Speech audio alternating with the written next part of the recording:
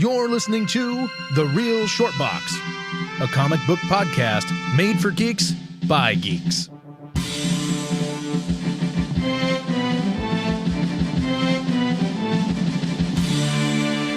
Hello, and welcome to The Real 100% Grade A, gluten-free, organic, free-ranged, Real Short Box.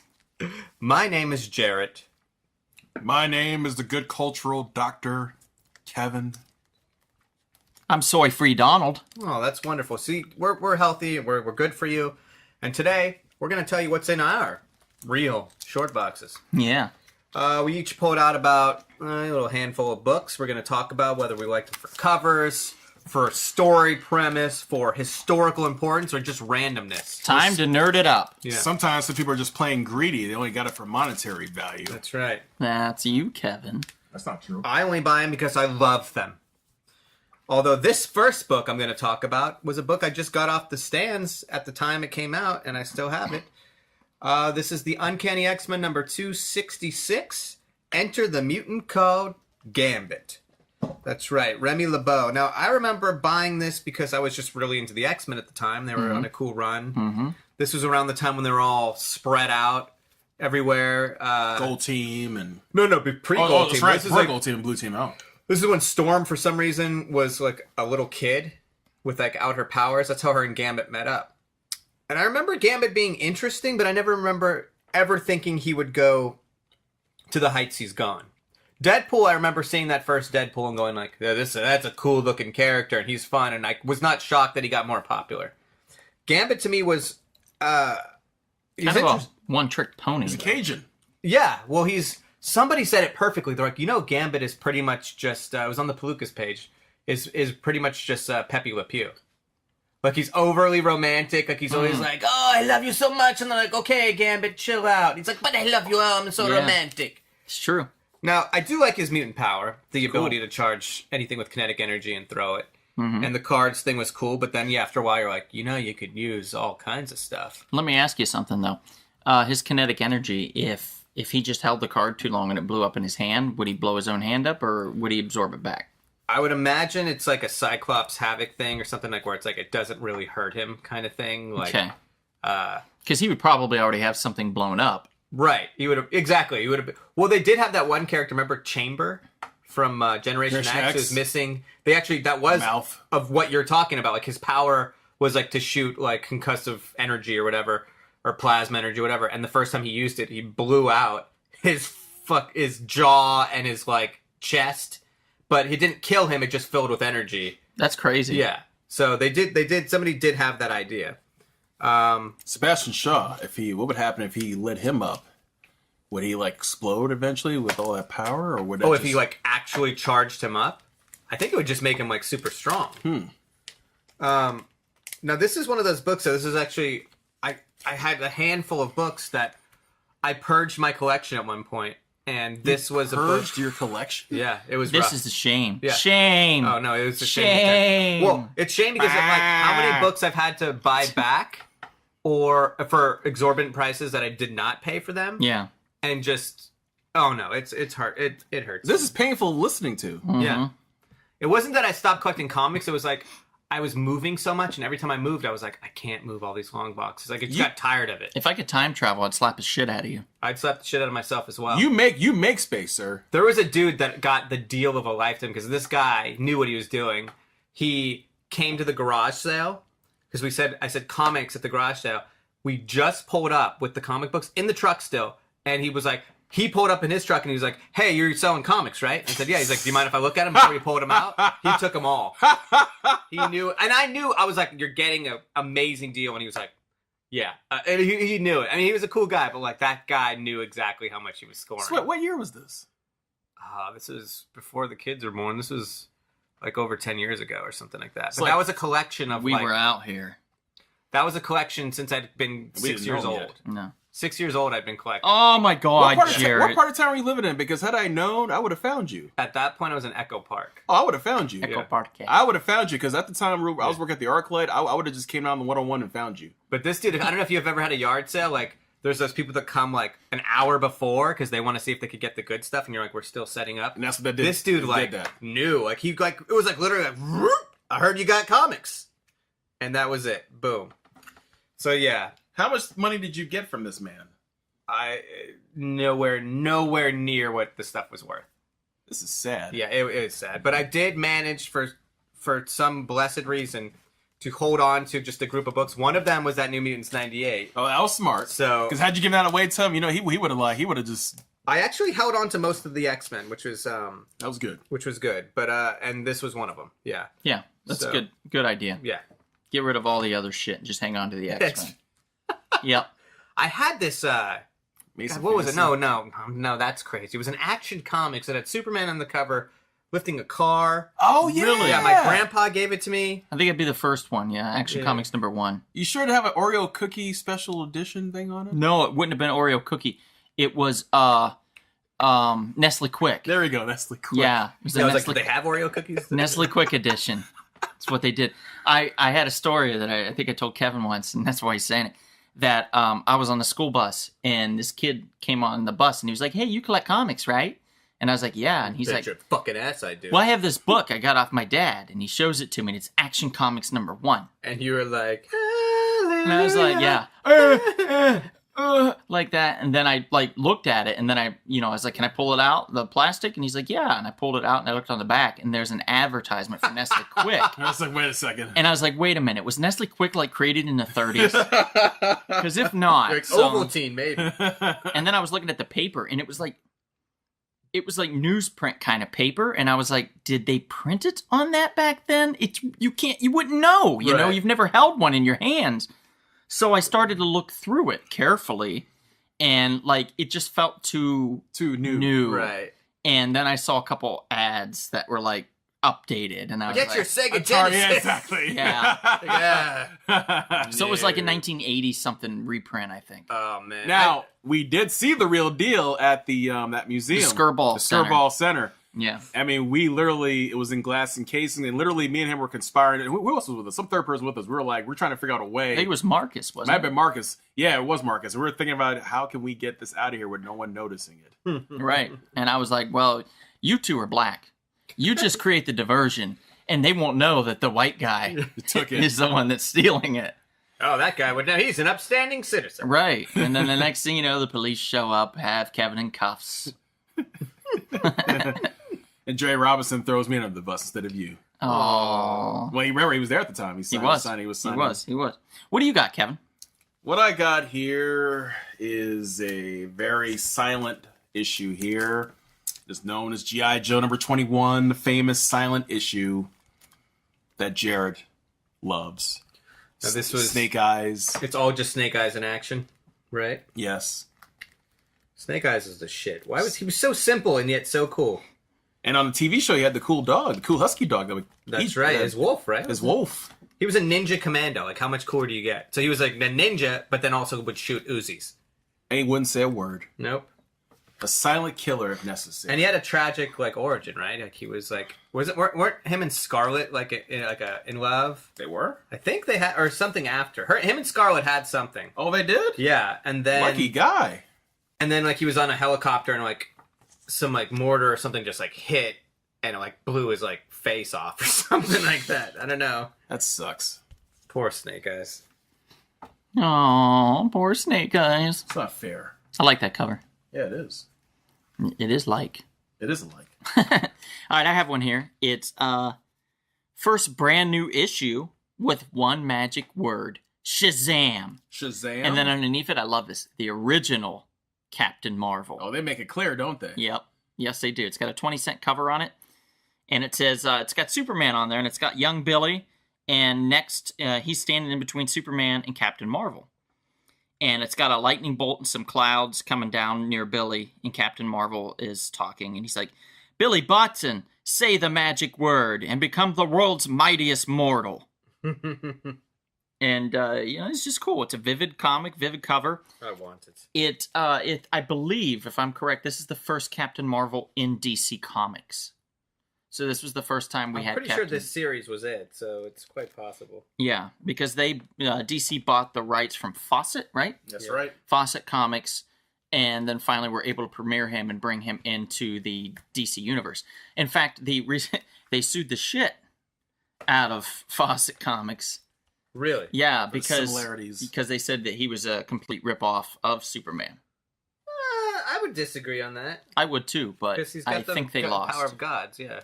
Yeah, which is kind of lame that they didn't know that wasn't the case. But Yeah. whatever. What are you gonna do? I'm a huge Captain Marvel fan. I love him. I thought you were more of a Black Adam fan. Well, I'm a huge Black Adam fan too, but Captain Marvel is my intro to Black Adam, and Captain Marvel is one of the few people that can take Superman because Superman's got that weakness to magic. True. In fact, there was an So Doctor Strange can basically hurt Superman. Is what you're saying? yeah, Doctor Strange uber powerful. Because, we've gone over him before. Yes, we have. What do you got? You got a book for us, Kevin? Actually, it's your turn. Oh, is it my turn? It's your turn. Okay. I'm going to do The Demon, number 7. It says, he appeared in the dark of night, the strange creature called Witch Boy. Now, if you know your demon lore and you know your demon villains, his main villain is Clarion the Witch Boy, who is this little kid, but he's actually like thousands of years old, and he's dressed like an old pagan or like Salem witch. He's got his cat Teakle that can turn into like a life-size like feral beast that protects him. This cover is so cool. It's got Clarion on the front, blasting some kind of eldritch flame at the demon, but in the background are these spooky like witch people. It's so creepy, and it's all Kirby, who is the shit. Is the master? Yeah, it's the master. It's just such a cool cover. He's it's a totally gettable book, and I love Clarion. I think he's I love Clarion in the animated. They had him in a Batman the Animated series, and they had him in I think it was a Justice. Oh, I think in Young Justice he was there in that as well. He was also pretty cool in Injustice too. Yeah. Gods Among Us. Oh, they had in the book. Yep, he was in there. Okay. Very cool the way they brought him in. Yeah, he's a cool character. That's a great cover too. It shows the demon in a lot of pain by Clarion. Well, I just love, like I said, these people in the background. It's like these spooky, like They're like pilgrims. yeah, Witch creepy, pilgrims. like, witch pilgrims. They're like, have you had your Quaker oats? And I love that he's a witch boy. Yeah. He's not a bitch boy. He's a witch boy. Right. Witch boy, the bitch boy. Yeah. Oh, sorry to interrupt, everyone. Just wanted to mention real quick about a shop in Canoga Park, California called Spiro's Heroes. Elliot, the proprietor of the store, has over 300,000 books in what's called the Temple of Comics. That's Spiro Heroes in Canoga Park. Spiro'sHeroes.com. Kevin. All right, what I have here, I believe this is the second Silver Age appearance of the Riddler. Ooh la la. Look It at doesn't that. look like Jim Carrey, though. I don't understand. Looks like Frank Gorshin, actually. It does. A little bit, yeah. Basically, it says, sheesh, the Riddler's back again with a new batch of zany puzzles to drive Batman and Robin batty. How can one get into a locked cemetery at night? Can you tell what nationality Napoleon's parents were? When does 10 added to 10 equal 10? Why is the letter A like a honeysuckle? Now, the Riddler's an interesting character to have the staying power he does. And he's Honeysuckle. underused most of the time. He's underused, but at the same time, he like we were talking about Gambit, he's kind of a one-trick pony as far as he does riddles, and they have to solve them. Yeah, that's But yet, true. There's something about him that's cool. I don't know. I mean, his costume's obviously I think cool. they just made him like so brainy and like an anti-hero almost at some point, too, Right. Yeah. which was fascinating. So to have a Batman villain be on the cusp of heroism is interesting. You know, it was a cool spin they did on him right before the was it Nightfall, the Breaking the Bat story, when he got a hold of some of Bane's venom. And this is when you first were meeting Bane. So he got it was like steroid Riddler. It was like jacked up Riddler. It looked kind of cool because I was like, oh shit, like the brains and the brawn, like an all-in-one. The Riddler's jacked. Yeah. Steroid Riddler is my favorite. You remember the story I told you for my Batman movie involving Riddler? You kind of liked it. I did. My little plot line I would have used Riddler for. I liked it very much. Thank you. But you, the audience, will never hear it. At least not yet. No. I've got another one here. Guys and gals, this is Werewolf by Night number 32. You're kidding. I'm not kidding. I pulled this out of my box just a minute ago. Do you know how much that's worth, sir? I know. I saw it going for $450. I paid $22.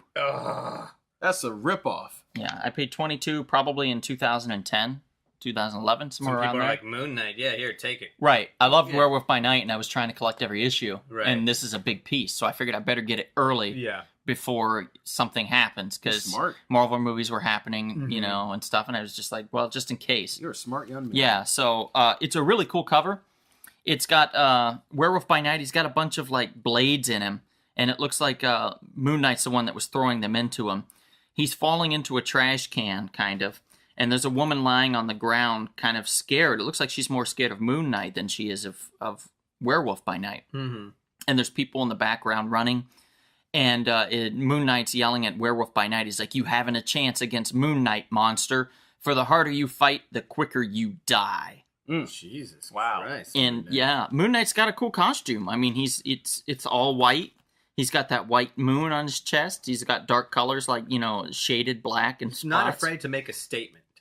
Not at all. Red eyes. It's interesting enough. And very much like the Amazing Spider-Man 129, where you have the Punisher first being introduced, where he's like hunting Spider-Man. You have Moon Knight being first introduced, hunting the werewolf, you know, the guys of their own issues. It's pretty interesting. Yeah, definitely interesting. And Jared, I believe you have another one for us. I do. I have one that is on the easier scale for your wallets, guys. But one of my favorite covers and one of my favorite characters. The origin of Tombstone. This is Spectacular Spider-Man 139, and it says, "At last, the sinister origin of the man called Tombstone. What is his strange connection to Joe Robertson? This issue tells all." And indeed it does. And on the cover of the issue, you have a white, stark background with Tombstone, who is an albino African-American, very tall, in a black suit with a blue shirt and a black tie. So it's just stark contrast of colors. Oh, and below him, he's got his hands. His Well, fists in I his will hands. not, sir. What you? You said below him, right? No, below him. Oh, below. Okay. Gotcha, Although if gotcha. Tombstone asked you to blow him, you might not have a choice. You're gonna blow me. Because supposedly he's spoken whispers, Mr. Tombstone. But the origin story is really cool because it starts out kind of innocent, where Joe Robertson is he writes for his newspaper, his school newspaper in high school, and Tombstone is Lonnie Lincoln, and he is like the school bully, and he's gonna write an expose about the school bully, and pretty much Tombstone's like, "You better bury that shit or I'll kick your ass." And Joe Robertson's like, "Okay, Lonnie," and he does, but then it cuts to Joe Robertson going to work for the Daily Bugle later on, and he ends up to go look for a tip from an informant, a mafia informant, and he goes in there and he sees Lonnie, who's now known as Tombstone, murdering him. Wow. Like strangling him. And he's like, "Hey, you're going to keep your mouth shut like you did in high school, right, Robbie?" And he goes, "We're pals." And he goes, and he's scared to death, and he does it. And then Robbie goes on to just see Tombstone's career as a hitman. He becomes one of the biggest hitmen. And he's got this guilt of like, I could have exposed him and I never did, but I'm terrified because he threatened me. Right. And then he finally comes forward, and what does Tombstone do but breaks his back at the end of the issue? Oh, Jesus. And he goes, "Why would you do that?" Like that's the warped thing about Tombstone and Robbie Robertson is like I'm saying Robbie Robertson. That's the guitarist for the band. People. the band. Yeah, take a load off. No, Joe Robertson. When Tombstone and Joe Robertson have this weird relationship, is Tombstone thinks it's his friend still. Even after he breaks his back, he's like, "Why would you like pull a gun out on me, Joe?" Because Joe pulls a gun out on him and says like, "I'm gonna finally take you in." And Tombstone, just like I said, attacks him and breaks his back.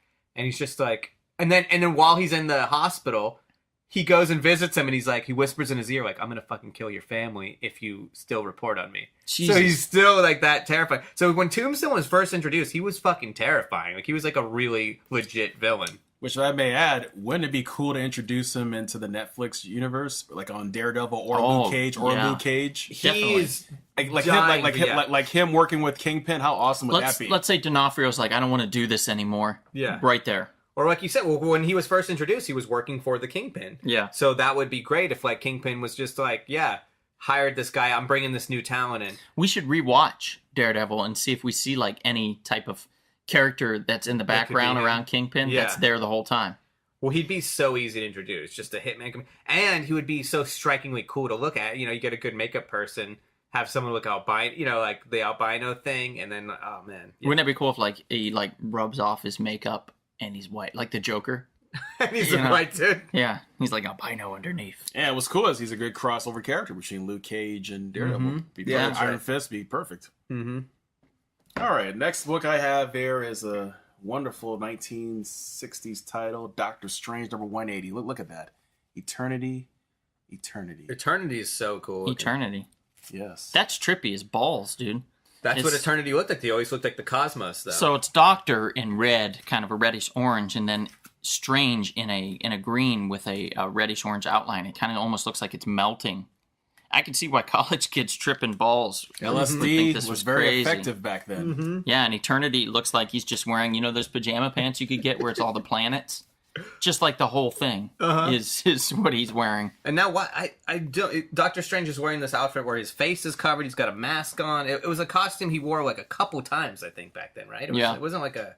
Yeah, standard no. one. Yeah, they tried something different. It's like a blue costume with like a red. I don't even know what you call those things. Like Sash? sash. Yeah, thank you. And then his same cloak, cape that he wears, and then just like light blue trunks and gloves But and he's boots. masked, which is like the weird thing. Yeah, and he's You're not used to completely seeing masked. Yeah, and then he's got the symbol on his chest, like Mm-hmm. all the way down to his stomach, like down to his crotch. It's crazy. It's crazy. I wonder if his penis is colored the same, and it extends the symbol farther. The hoary hosts of Hoggeth penis. I've got a hogger here in my pants, my trousers. Doctor Strange. Doctor Strange, you're being strange. All Okay, right, who do we got? I've got a good one here, guys. I've got the Silver Surfer number 3. I've heard of that. What's Not- that guy not a on the fan? cover? First appearance of Mephisto. Motherfucking Mephisto. Yeah, this is a great issue. Yeah. This, in the usual Silver Surfer fashion, it's got a yellow, Skyrider of the Spaceways, and then in a bright white with a little blue shading, it says the Silver Surfer. And then underneath that, it has a huge Mephisto, like in what looks like probably hell, and flames all around him. And he's reaching out after the Surfer in one hand as the Surfer is flying towards his left hand, where Mephisto's holding some poor lady captive in his clutches. And then at the bottom it says the power and the prize. Yeah. Now, I always thought Mephisto was such an interesting villain for Silver Surfer because you had the demon and the cosmic character mixing together. Like, it was such an interesting mix. It was a very fascinating mix. I don't know. Like, sometimes I think Marvel was really good at putting together characters that wouldn't or shouldn't ordinarily work and making them work. Yeah. Like Mephisto being a foil to the Silver Surfer you would think, why? Loki Right. to Thor makes sense. Right. But Mephisto to the Silver Surfer just didn't make sense. Mephisto Doctor Strange, that kind of makes a little more sense. Yeah, that does make more sense. But yeah, I mean, this issue, it's They the make it first work. appearance. They make it work. It's a great cover, beautiful, and I got this for a really good deal. Well, a decent deal. $100? No, a little bit more. But it came with, like, some other Silver Right. Surfer books. I paid remember. like $170, but it came with 4 other Silver Surfer books, Yeah. and I sold 3 of them for $20 each. Right. So it ended up costing me so far Decent profit. $110 is Right. what I spent on it, and I still have one more Silver Surfer book to sell. And if I sell that, then it will be a $90 book that Right. I've paid. You know what I mean? Which is fair, more than fair. More than fair, yeah. Because when I was buying this, I was looking at another book for this, and I bid on it, and I was the highest bidder. And they announced the movie, or like they didn't announce a movie, but they said that it's possible that Mephisto's going to be in the next Marvel movie. It was one of those things. Right. Immediately, the guy took it off sale off eBay. I had the same thing happen Yeah. with the Invincibles. So I messaged him, and he's like, "Yeah, sorry, dude, it's gonna be a movie." Piece of shit. And I was Sorry, like- it's gonna be a So movie. basically, after you won the whole thing, he did that to you. Yeah. Now you so- should find that message. Could now you go and to eBay and "No, say, it's not." "Hey, someone Yeah. just pulled their? They're allowed to do I mean, that?" no, they're technically not, but they still can. You know what I mean? There's Yeah. still wiggle room there, and they can make up a different excuse or whatever. Right. So it's hard, and there's nothing. You know, what can I do? Sue. You know, no. So I just found another copy, and like I said, it was a little pricier, but it came with those other books, and I just was smart about it, and I'm like, I'll sell the other books Yeah. to help cover the cost of this book, which is the only one I really wanted, Yeah. and then I got it. Kevin is rubbing it all over his face, smelling it. I'm glad it's in plastic. Yeah. Otherwise, all that oil on his face. There's a lot of oil on Kevin's face. How do you know? We used to call him Pizza Face Green. How do you know? I'm sitting right in front of you. What do you mean, how do I know? He's rubbing his face now, all concerned. What do you got, Jarrett? I got kind of a 2-in-1 here I'm going to do. These are Amazing Spider-Man number 113 and 114. This is the first appearance and then first full appearance of my favorite character. One of my favorite characters in the criminal world of Marvel. Mm-hmm. Hammerhead. Nice. Hammerhead is so my character. He was I think he was just kind of like a random goon who was found like shot and bloody to death by this Dr. Harrow. And this guy was kind of like a mad scientist, and he was like, I'm going to help this guy out. So he had some spare adamantium around, and he encases the guy's head because his like brains were practically like, blown out. Jeez. Oh, Yeah, he encases his head in an adamantium shell, and it ends up looking, flat top. I did not know that. Yeah, so that's what. So his head is adamantium. But wouldn't like the force like break his spine maybe or something? I'm sure there's a bunch of physiological, biological things that just don't make any sense for him being able to Yeah. be Hammerhead. Yeah. But because also, like, I think other than that, he's just like a normal guy. It's just his head is like a battering ram. Right. But now this 113, which is his first appearance, it's one of those ones where it's like at the tail end, his first appearance, Oh, so this is 114 is his first full. first full. So yeah. this is the one goes- that's it goes basically this is Miss Marvel 18 in other words. Yeah. Okay. Yeah. And it's but this 113's got like a newspaper from the Daily Bugle over Spider-Man's ripped off mask, safety pinned on, and it's got Dr. Octopus and says, "Hang on to your webbing, Dr. Octopus is back." And it's got exclusive to the Bugle, the mysterious masked Spider-Man defeated by the superpowered killer known as Dr. Octopus. So what happens is Dr. Octopus and Hammerhead end up going into like a gang war because at this point Dr. Octopus was trying to like run the criminal rackets. Really? Yeah, so you meet Hammerhead. Now Hammerhead, if you look at 114, it's got Spider-Man. Oh, it's such a cool cover. It's got all these because Hammerhead was in love with the old like 40s movies, like Edward G. Robinson. Yes, in fact, he yes. supposedly talked like he was supposed to have talked like Edward G. Robinson. Like, yeah, see. So everything he did was old school. Where did my comic go? Oh, it's in my stack now. Oh, I guess it's Donald's now. Yeah. That's how we do it, guys. If you put it in your stack and the other person doesn't see it, it's there. So 114 though, it's got Hammerhead with an old like Oldsmobile with everybody shooting Tommy guns because he wants to be like a 40s gangster. Doc Ock's on the ground, looks like he's dead. Spider-Man's swinging by in the middle of this gang war, and he's like, "The city's blown wide open by a gang war, and the man in the middle is me." And it says, "Watch out, Spidey. Neither you nor Doc Ock ever faced a foe like Hammerhead." And it's got Hammerhead just blasting a Tommy gun at Spider-Man. Like I said, Hammerhead's just such a cool character. He's a throwback character, but he's also a character that is, as far as like the criminal world of Marvel, has like been a mainstay. He's always in the thick of things. There's too much going on in that 114 as There's far a as lot. the cover. Yeah. 113 is where it's at. This is the tits, dude. At first, I thought the tits. At first, I thought he was pulling his face open like his mask to reveal this picture. Right. But then you were like, "Oh, it's just a newspaper pinned over the mask on like a cork board," Yeah. and it looks so freaking cool. Yeah, it's awesome. It's another one by Romita. yeah, another one by the group at the Ramada Inn, John Romita that did this, and it's fantastic. I mean, it's got the black and white, just the black and white newsprint that's tacked over the mask. You have the color mask, and then that black and white just really pops because it's shrouded around all this color. It's really a striking cover, guys. Yeah. And I was saying the Pantheon, like Ditko. I was about to say that, too. Ditko and Kirby are like the Mount Rushmore, but I would definitely put John Romita up there too, because that guy really, like, when he came in, he still made statements, and he's still like, it's just much a with solid Jim artist. Steranko as well. Exactly. Yeah, they kind of carried the torch. Yeah. Yep. Kevin, you got another one? Yes, I have Green Lantern number 88. You have Hal Jordan and Alan Scott on the cover. Oh my God, Kevin. Now, I've seen this one before. I've seen it in your collection, and I've always marveled at it. Yes. It's a DC book, and I've marveled at You're it. not allowed to do that then. I am. It's a crime. What are they going to sue me? Yeah. It says surprise special issue. Ooh. 52 big pages for only 25 cents. Now, is that the first time they met in modern age? I believe so, but I Yeah. think this might even be like a reprint of an earlier book. Really? Yes. Really? I think so. I could be wrong, but it could be a reprint of an earlier book. Secret of Green Lantern's Mystic Oath.